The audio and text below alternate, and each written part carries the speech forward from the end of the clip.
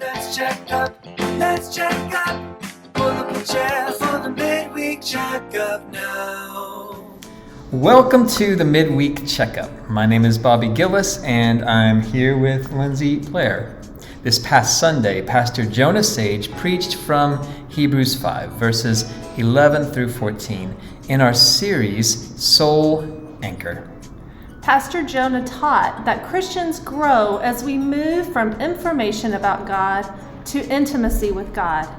If you missed the sermon or need a quick recap, you've come to the right place.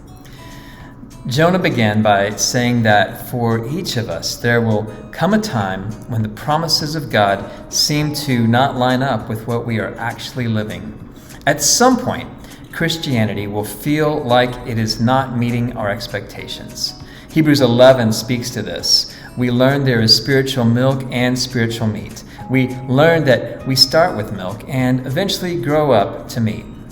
Christianity is a developmental faith. There are particular stages of development. There are. Hebrews 5:13 says, "Someone who lives on milk is still an infant and doesn't know how to do what is right. You will never grow past your need for milk, but you must grow past living on milk alone." This verse is teaching us that you can know what is right, but not live what is right. Christianity is a developmental journey from infancy to maturity. Spiritual milk is theology, doctrine, information. That's where the journey starts. We all need a steady diet of truth. But for many, Bible knowledge equals maturity. All of our problems are reduced to lack of Bible knowledge. Where's the verse for anxiety? The verse for anger? The verse for patience? But what happens when you know the verses, but still feel anxious, angry, and impatient? More verses, more books, try harder. Milk is easy. You can measure it and read it. But meat involves more gray and more nuance because the signs of maturity are seen and experienced, but difficult to measure. Milk is knowledge about God. Meat is experiencing a relationship with God.